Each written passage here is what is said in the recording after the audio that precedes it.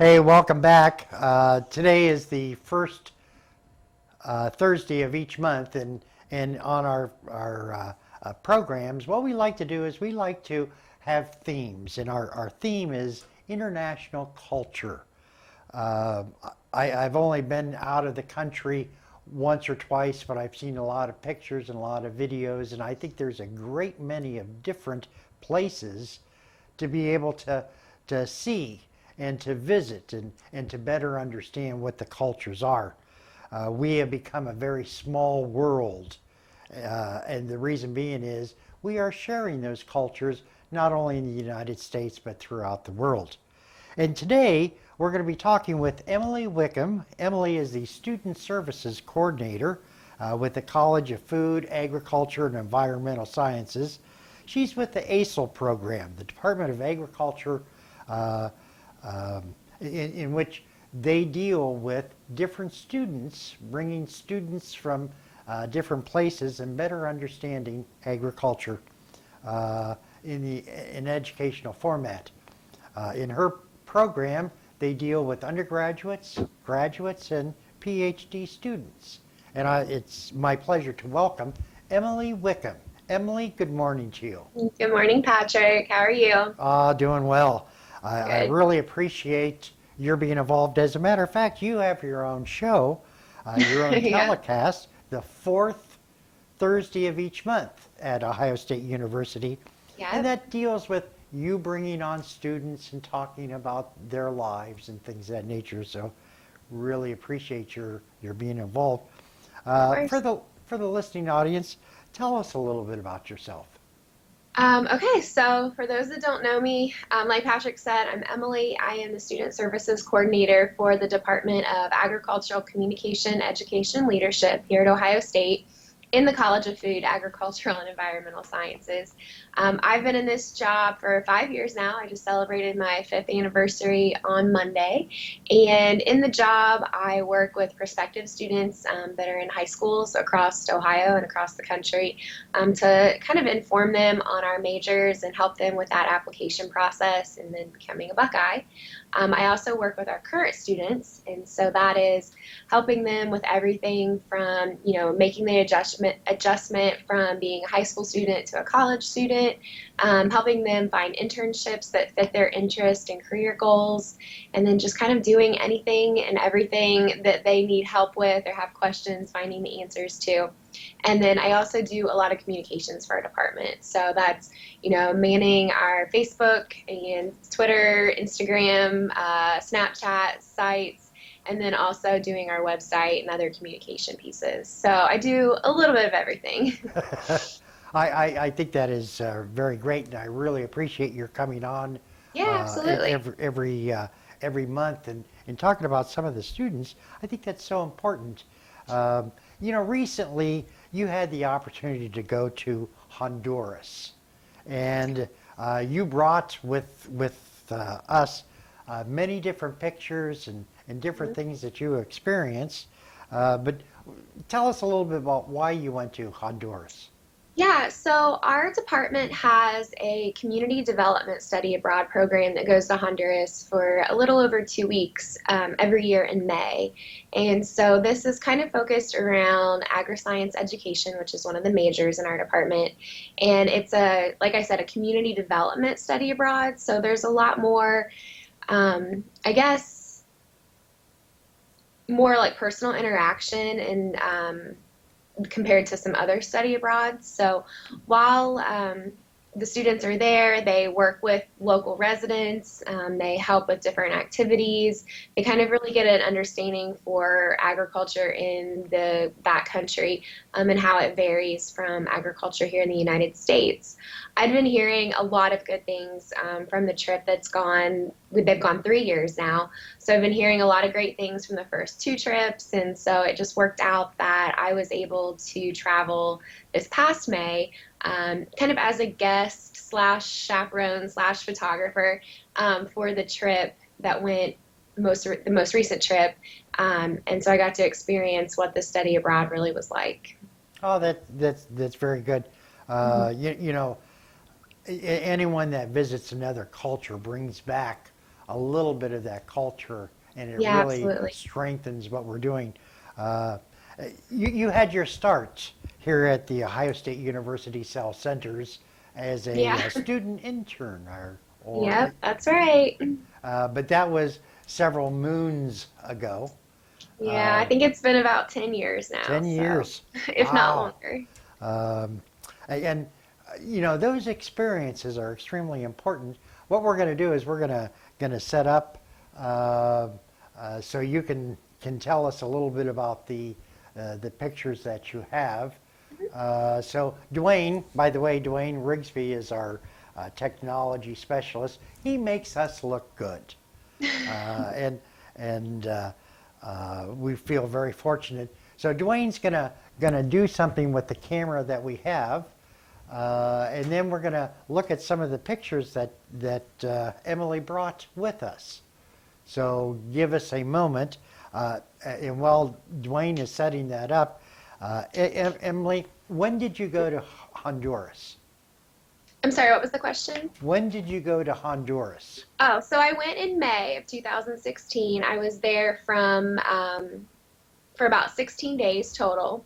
And then most recently, I went back at the beginning of October for a 5-day trip. And Huh. when I was there, it was for kind of as a guest. We took our study abroad coordinator and my department chair, as well as while we were there, we had a ceremony to recognize Dr. Jamie Cano and Tyler Agner, who there are the two residents that coordinate the trip, the study abroad trip, and they were recognized by the mayor of Choluteca, which is the city that we work in, as Citizens of the Year, and like for all the work that they Oh, do very good. to help improve the lives of the students there. Very, very good. So us take a look at some of your Okay. pictures, etc.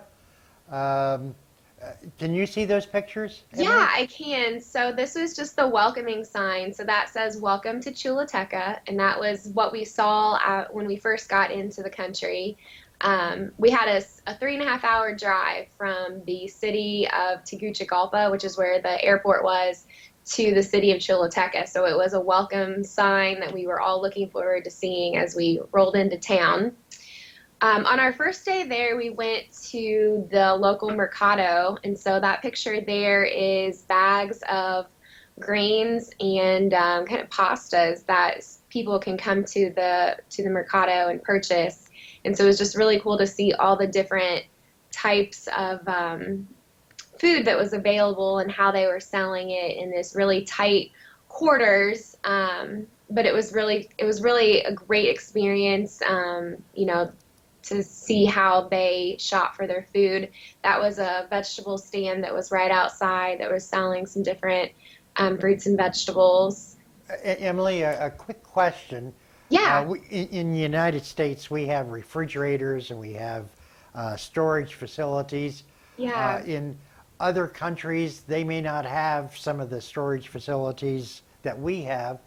Do right. people buy on a daily basis or? Yeah, they buy daily. So a lot of people would go to the mercado every morning to purchase their food for the day. Not everyone has electricity, let alone refrigeration. So there were some places that they were able to purchase, Huh, and keep stuff, cold overnight, but it was very limited, huh, what we saw. But yeah, so most people went every morning to purchase their fruits and vegetables and their meat. huh. That's interesting.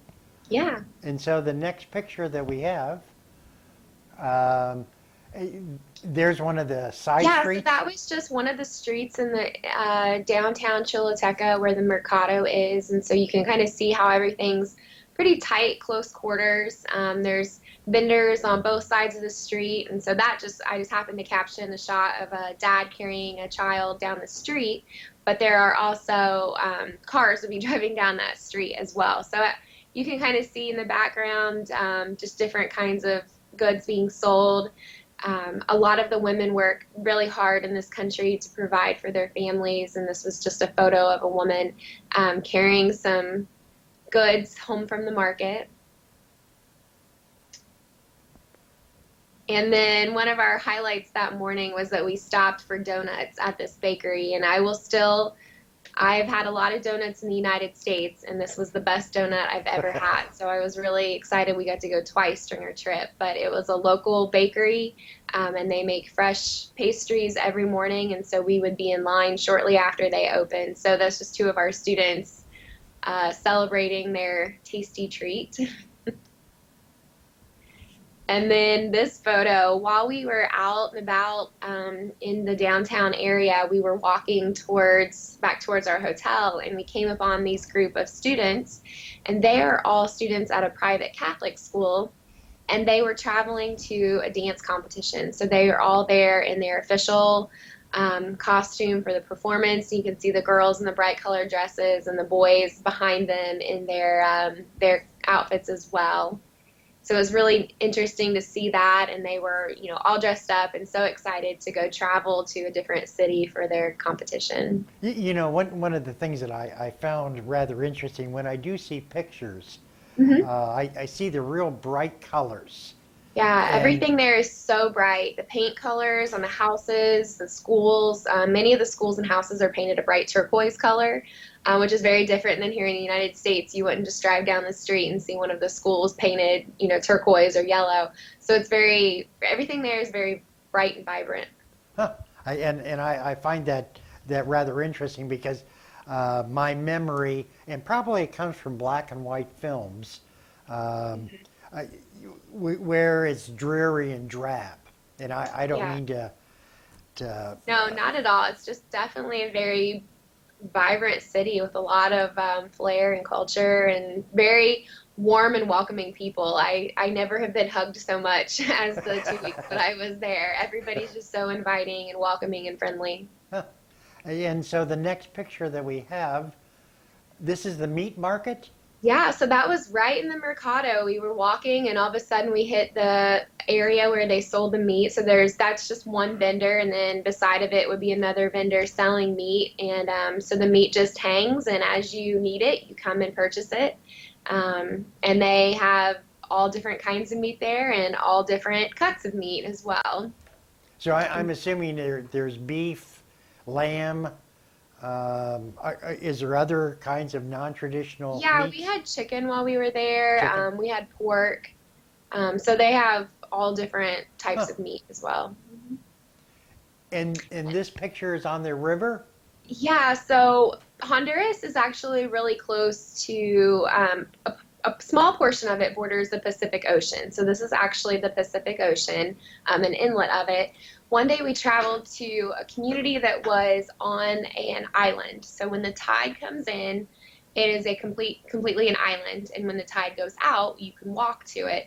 So this was a picture from one of the docks of all of the fishing boats lined up, and those were all residents that were, either coming in with their catch or getting ready to go out. And so we had the opportunity to view them from the dock. And so sometimes during the day, this waterway, it's kind of a little inlet, is dry. And so they're not able to move their boats. And then depending on the tide, they can come all the way in or go out to go fishing. So this was bringing their cast in for the day. And some of the I guess most important reason why we were there was the education component. And so this photo is us at one of the elementary schools, or kind of like a middle school, I guess, compared to the United States, middle school students. And we worked with the villages and a program that Ohio State has helped fund through a grant that we were given through the Columbus Foundation to provide health education in all these different villages around Choluteca. And so part of their education is that they go out into the villages and do educational programming on different health issues. And then while we were there, we prepared a meal connected to that previous lesson that they had learned, and then shared that with the children. So in this photo, they are all eating eggplant parmesan spaghetti. And so that was something that over the course of the years that this program has been going on, they have been learning about growing vegetables and different vegetables around, depending on their culture or their climate, because some, eggplant is something that grows really well there, and it's something that you can eat and provides a lot of nutrition. So we they had the lesson on growing eggplant. They've been working on growing it, planting it in their gardens, and now we were kind of there to help prepare a dish, and then they were able to eat it. And unfortunately, one of the students asked what kind of meat they were eating, and we had to share that it wasn't meat at all; it was a vegetable, and they thought that was really tasty. Huh. I noticed something else that the students, you said it was a parochial school, a Catholic school? Yeah, Uh, yeah. that, So that was one of the schools in the villages. and just like many of the school systems that we have in the United States, they wear uniforms. I Yes. noticed that they have blue uniforms. Yeah, so they all wear uniforms there, and at this particular school, they all had blue tops, and then the girls wore skirts and the boys wore pants with blue socks and their black shoes. And now at other schools, it could be the opposite with like white shoes Huh. or white shirts and skirts. But yeah, for the most part, everybody always had a uniform on when they were at school, and they took very great pride in that uniform, and didn't matter what their home situation was like, that they were dressed and ready to go to school every day because they were very eager to learn. Well, very good, very good. So this picture coming up, Yes, so that's actually a group of the what are called promotores. Those are the health promoters that work in each of the villages, and this was after one of our health education classes in the village community of Apasilagua. And so the two boys you'll see in that photo in the back, they are in their early 20s, and they are working as promotores as well, talking to women and children in the villages about, health issues, and sometimes even female health issues that aren't really discussed. And so the lesson that we were able to sit in on talked about eating healthy. huh, And so what are the nutritional value of vegetables and fruit? What could they be doing to help stop the increase of diabetes in the area? So instead of eating chips, they could eat fruit and vegetables. And so it was kind of helping them learn a little bit more about a healthy diet. United States has a lot of snacks, Hmm. except for donuts. Donuts are good. Yeah, donuts don't count. But are there a lot of snacks Yeah, available? there are. A lot of times when we saw little stores, what they called pulperias around the village, they sold a lot of pop products. So they would have Pepsi and Coca-Cola, as well as snacks, whether that be chips or donuts, something that's high in sugar, high in fat. And we also saw that because they don't have refrigeration in a lot of the homes, so you can't have fresh Yeah, products all the yeah, time. yeah, So that's it true. was it was having things that were already prepackaged or that wouldn't go bad. So unfortunately, then a lot of people eat unhealthy snacks all the time. Okay, so the next picture we have, Yeah, so that's Emily, one of our students. She's actually from Logan, Ohio, so kind of closer to Piketon than some of our other students. And she was on the trip, and one of her biggest concerns about before she left to go to Honduras was that she wasn't going to be able to speak Spanish. And this is a group of boys at the school in Apasilagua that she became friends with, and they played different games and activities and tried to converse. And so they just became really fond of her. And so we had a large group that were Emily's boys. oh, very good, very good. And then that's another photo of us preparing a dish for a different elementary school in the village of Siete de Mayo. And there they are kind of cleaning a root that was going to be used in a dish similar to coleslaw. And so it was very similar to, it had a texture similar to a potato. Oh, So then the students there are cleaning it, and then there would be another group that would be dicing it. oh, interesting. Mhm. Yeah, so there's another view of the students, and we were at a home of a resident that lived across the street from the school. They opened it to us, and that was our first experience cooking in Honduras. And it was just really cool to see that all these different neighbors brought their knives and kitchen bowls and anything that we might need to use that the student didn't, or that the home that we were at didn't have. So it became very much a village, Understand? village collaboration. And here in the back, you'll see the schools. So there were two school buildings, and they were open to, air because it's very warm there. And then down at the bottom, you'll see Emily and a couple other students. They're picking up a nut off of the tree that has fallen. And so this nut is on the inside, has a very sweet and tart kind of like inside, and that is used as a candy or kind of like a sweet treat there. So I tried it. It was very tart. I just took a little bite of it, but the kids, whenever they noticed that Emily was picking them up, before we know it, they were all out there picking them up and eating them, and a resident climbed up in the tree and shook it. You'll see there that like that whole bag Emily's working on is completely full of these nuts. Oh, and there I am. I was helping the lady that lived in that house to crack the nut open and get the little sweet part out of the middle. Now, would that be considered a healthy treat? Yeah, they were, the people that lived there, they were like collecting them and breaking them up, and we were putting them in a cup so that they could keep them. I don't know after the collection, like what they do with them, if they use them in baking or just eat them. I know that there is a juice that they make a juice out of them, and you can buy that flavor kind of like in a Kool-Aid type drink in Honduras that's called Tang. So you could buy that flavor of Tang, but it's we didn't try it, but we were told it's very good. Now, I'm under the impression that most native plants, foods, vegetables, to bring in back into the United States, there may be certain bans. You Right, could not yeah, bring. we can't transport any agricultural products, so we couldn't bring anything back to the United States that we had collected while we were there, and you can't take any agricultural products into Honduras. So we're not able to take seeds down from here in the United States or anything like that. Huh.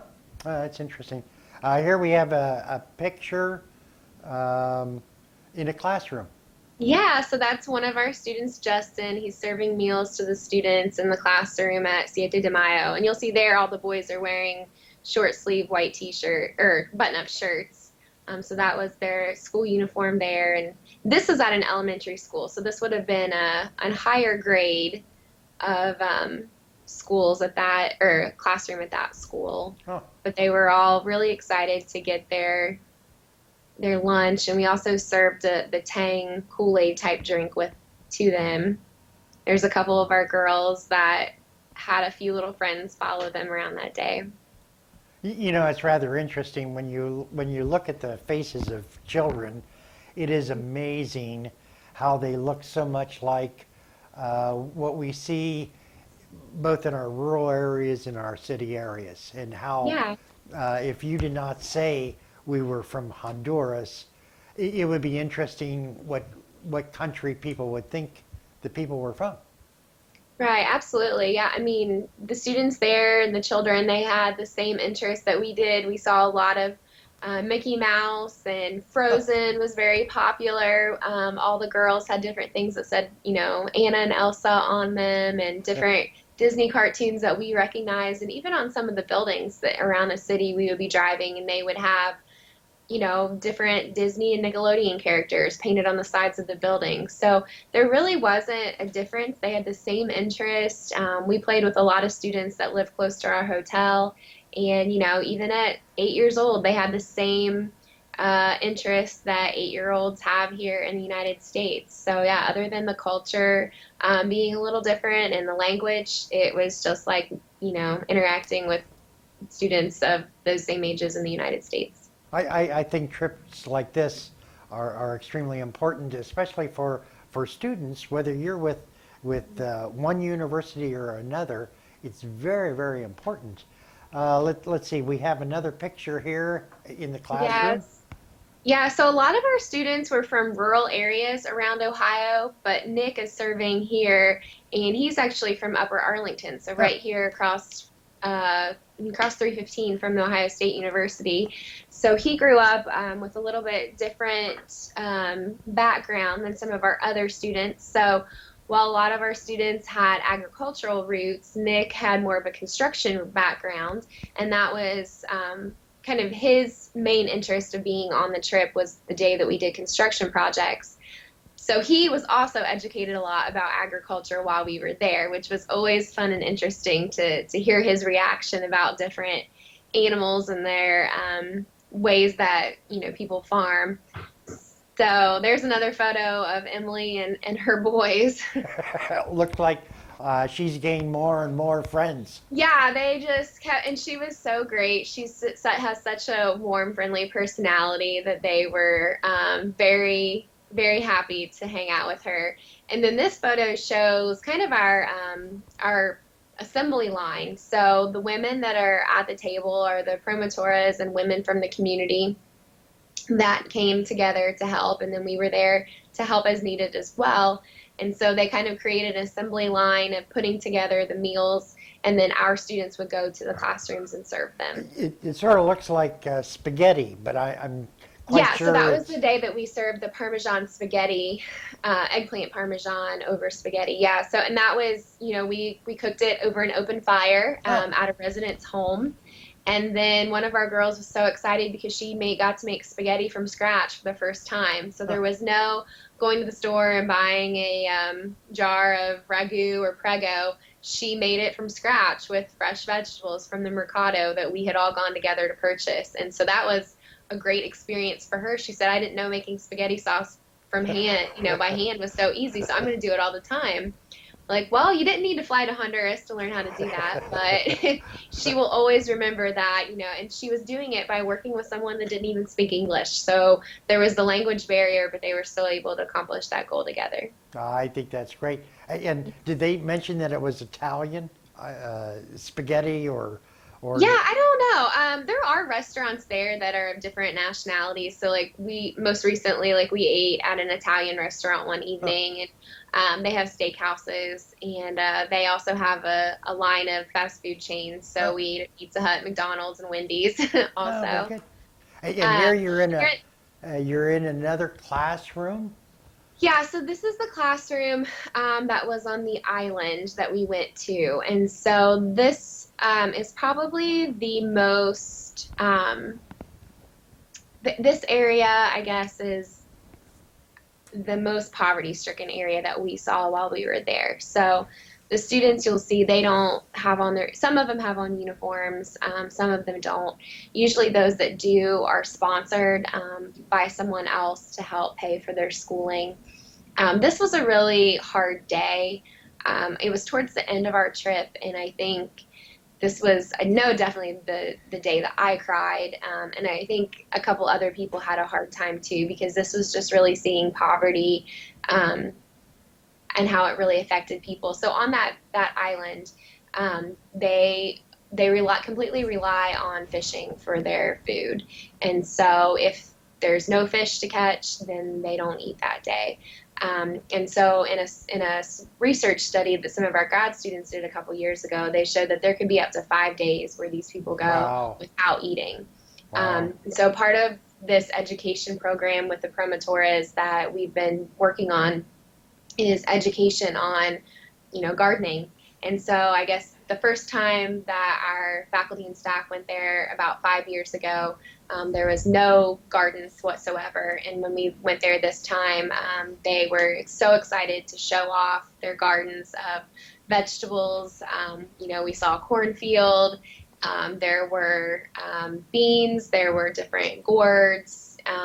So it was really exciting to see them so that if the fishing doesn't work out that day, they have produce at home that they can cook and also be eating nutritional stuff as well.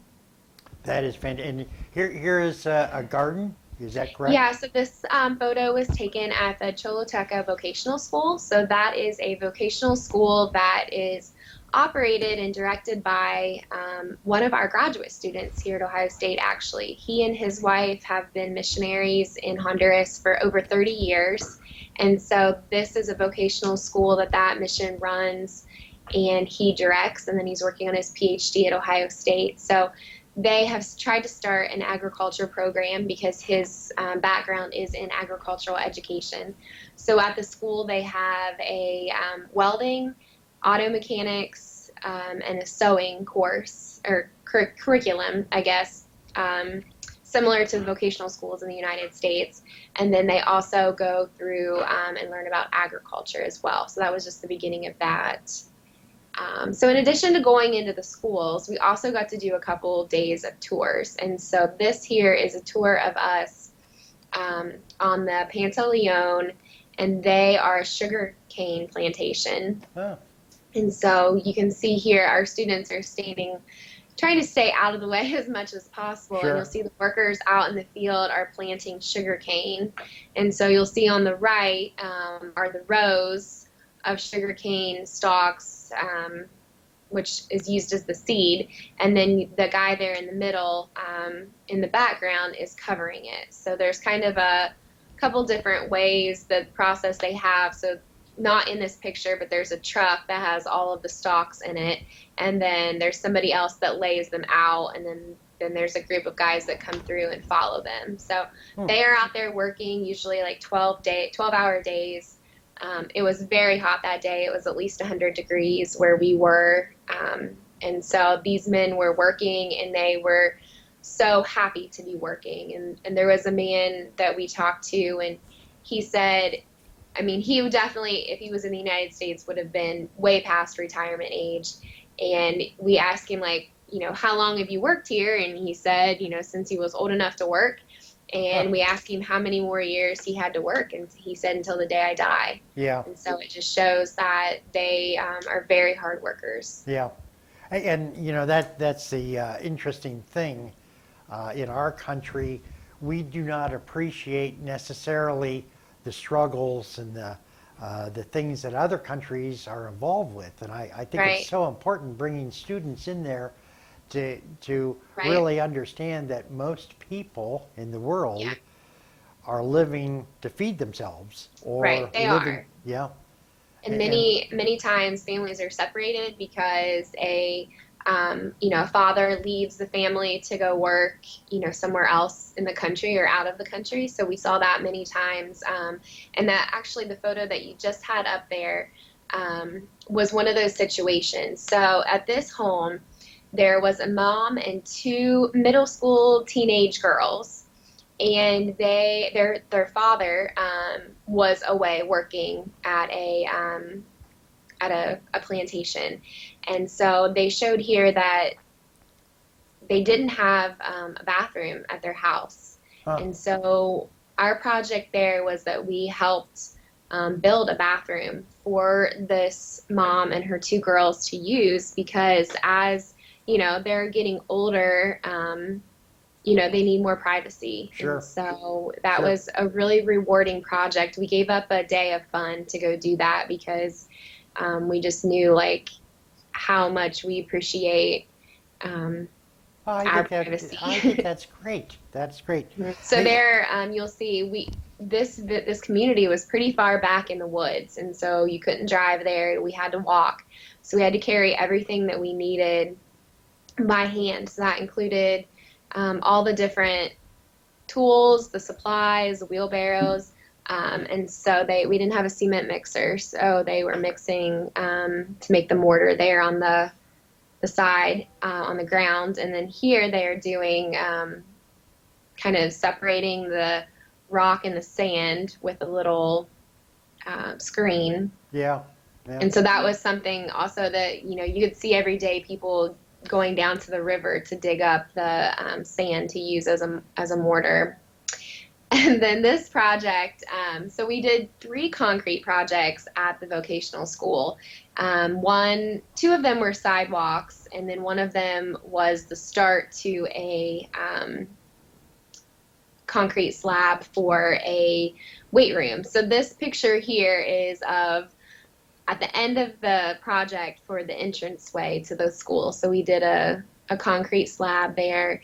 Emily, which is one of our students, she and I like to joke that we weren't a lot of help muscle-wise, but we were a lot of help emotionally and spiritually and cheerfulness, but and helping do other, very needed tasks like, filling up water bottles and other things to help the project keep moving. But Emily found a great a task that fit her, and that was helping smooth out the concrete after it had been poured. She was the go-to girl to do that. So it shows her and one of our other students, David, working on smoothing out that concrete so that they could apply the finish. Did you put your initials in the cement? No, we weren't allowed to do any of that, but it would have been great to do. Yeah, yeah. Emily, we're fast approaching our time. You have to come back and show us more. I think absolutely. we've only gone through a few of the pictures, and I've certainly learned a lot. I never know what to expect in South America, Central America, Right. because I've never been there except in talking. Right. And Yeah, this was my first international experience as well, outside of Bahamas and Canada. So it was the first real cultural difference or cultural experience that I had had, and it was wonderful. Like, I couldn't have had a better time while I was there. Understand. Well, I look forward to talking with you more in the near future. And Emily, Yeah. I really appreciate the work that you do. Oh, well, thank you very much, and thank you for having me on today. Yep, there was a nice OHIO. Are you in that picture?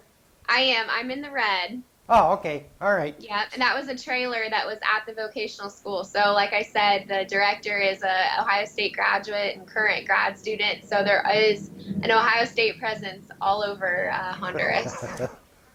Well, I think that is just great. So thank you again, Emily, and we will You're be welcome. seeing you in a few weeks, in which we're Yep. going to be talking more, and then we have to have you come back and talk about Honduras some more. So, Okay, I can definitely do that. So we're talking with Emily Wickham. Emily is a student services coordinator with the College of Food, Agriculture, and Environmental Sciences.